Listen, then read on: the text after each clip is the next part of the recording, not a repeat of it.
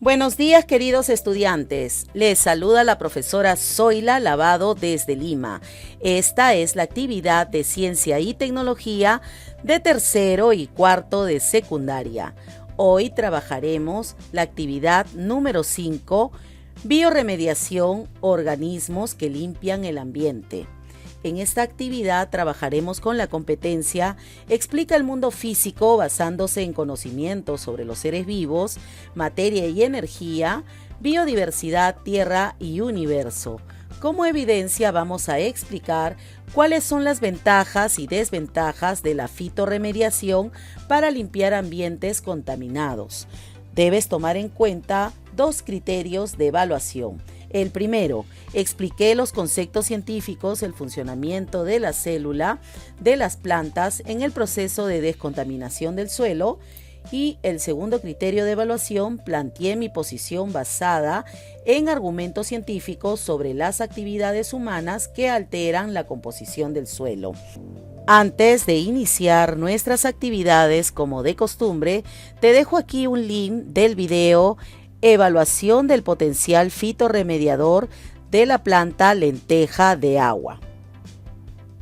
Bueno, queridos estudiantes, ha llegado el momento de revisar el recurso 1, biotecnología y medio ambiente. Recuerda que el crecimiento de la población y el avance de las actividades industriales a partir del siglo XIX trajeron aparejados serios problemas de contaminación ambiental. Desde entonces, los países generan más desperdicios, muchos de ellos son no biodegradables o que se degradan muy lentamente en la naturaleza, lo que provoca su acumulación en el ambiente sin tener un destino seguro o un tratamiento adecuado.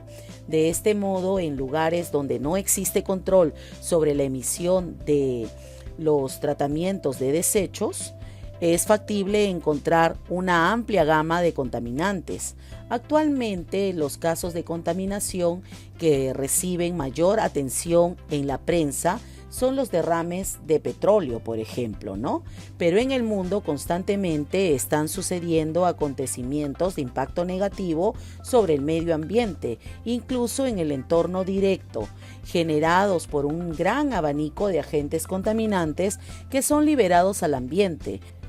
Un ejemplo lo constituyen algunas industrias químicas que producen compuestos cuya estructura química difiere de los compuestos naturales y que son utilizados como, por ejemplo, los refrigerantes o disolventes, plaguicidas, plásticos y detergentes. El problema principal de estos compuestos es que son resistentes a la biodegradación, por lo cual se acumulan y persisten en el ambiente y lo perjudican tanto como a los seres vivos. Entre ellos, perjudica también al ser humano. En las últimas décadas, entre las técnicas empleadas para contrarrestar los efectos de los contaminantes, se comenzó a utilizar una práctica llamada biorremediación. El término biorremediación fue acuñado a principios de la década de los 80 y proviene del concepto de remediación, que hace referencia a la aplicación de estrategias físico-químicas para evitar el daño y la contaminación de los suelos. Los científicos se dieron cuenta que era posible aplicar estrategias de remediación que fuesen biológicas, basadas esencialmente en la observación de la capacidad de los microorganismos de degradar en forma natural ciertos compuestos contaminantes. Entonces, la biorremediación surge como una rama de la biotecnología que busca resolver los problemas de contaminación mediante el uso de seres vivos, es decir, utilizando microorganismos como bacterias, y también se pueden utilizar plantas, que son capaces de degradar compuestos que provocan desequilibrio en el ambiente, ya sea a nivel de suelo, sedimento, fango o en el mar. Tenemos tres tipos de biorremediación, principalmente. Tenemos, por ejemplo, la degradación enzimática, la remediación microbiana, la remediación con plantas, que se conoce como fitorremediación. Vamos a revisar cada uno de ellos. Cuando hablamos de degradación enzimática, consiste en el empleo de enzimas en el sitio contaminado con el fin de degradar las sustancias nocivas. Estas enzimas se obtienen en cantidades industriales por bacterias que producen naturalmente o por bacterias modificadas genéticamente que son comercializadas por las empresas biotecnológicas. Un ejemplo lo constituyen las enzimas lipasas que degradan las sustancias lípidas, que se usan junto a los cultivos bacterianos para eliminar los depósitos de grasa procedentes de las paredes de las tuberías que transportan los efluentes. Otras enzimas que rompen polímeros utilizados de forma similar son las celulosas, proteinasas y amilasas, que degradan celulosa, proteínas y almidón, respectivamente. Además de hidrolizar estos polímeros, existen enzimas capaces de degradar compuestos altamente tóxicos.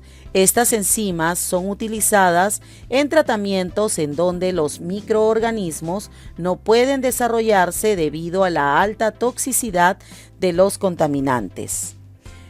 Con respecto a la degradación microbiana, esta consiste en la colocación de microorganismos directamente en el lugar de la contaminación. Estos pueden o no pertenecer al entorno contaminado, en cuyo caso deben ser inoculados. Cuando es necesario verter los microorganismos, se mezclan con otros nutrientes como por ejemplo el fósforo y el nitrógeno, para que el proceso se desarrolle mucho más rápido. Toma en cuenta que en los suelos cultivados siempre vamos a encontrar nitrógeno, fósforo y potasio, que son las sales que requieren las plantas para su nutrición. La descontaminación se va a producir por la capacidad natural que tienen los organismos insertados de transformar desechos orgánicos en sustancias menos tóxicas, a fin de combatir la polución que se presenta en estos ecosistemas acuáticos y terrestres. La remediación con plantas, que se conoce también como fitorremediación, es el uso de las plantas para poder limpiar ambientes contaminados.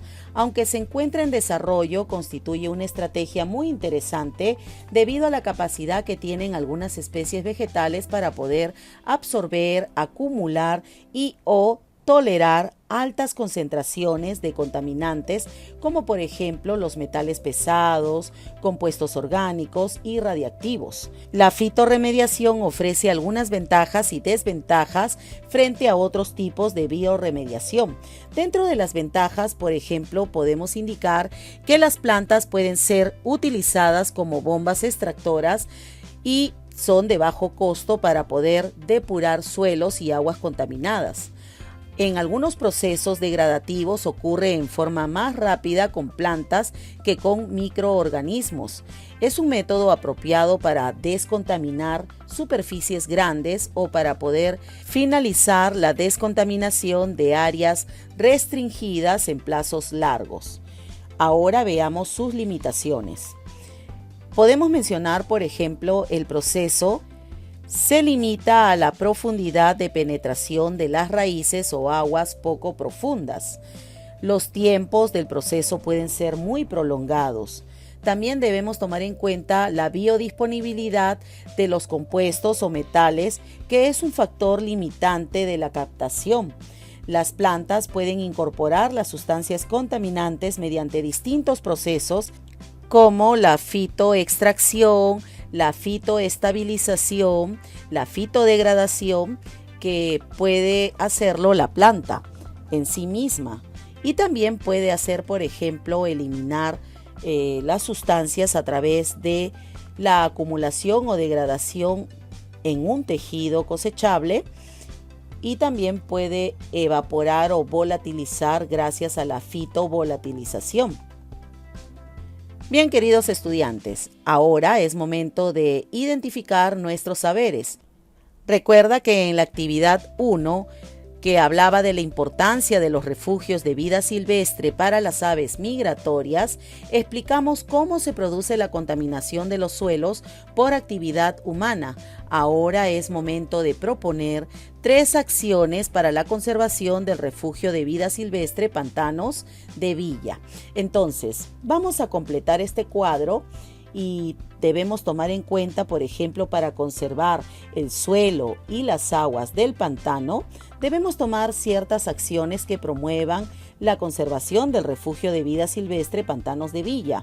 Por ejemplo, conservar poblaciones de lentejas de agua, que son las lenma jiba, que permitirá reducir los niveles de plomo, arsénico, cobre, cadmio, níquel, cromo, aluminio, hierro, zinc, manganeso en los pantanos de Villa como medida de fitoestabilización.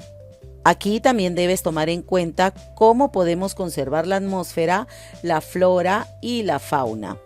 Luego vamos a hacer una explicación sobre cuáles son las ventajas y desventajas de la fitorremediación para poder limpiar ambientes contaminados. Te dejo aquí el cuadro para que puedas completarlo. Y también vamos a explicar qué plantas se pueden usar en la fitorremediación como tratamiento de ambientes contaminados.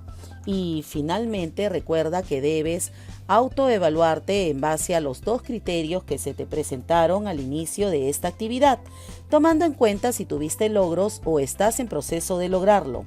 ¿Y qué puedes hacer para mejorar tus aprendizajes? También debes tomar en cuenta que debes enviar tus evidencias a tu docente y conmigo será hasta una siguiente oportunidad. Nos vemos.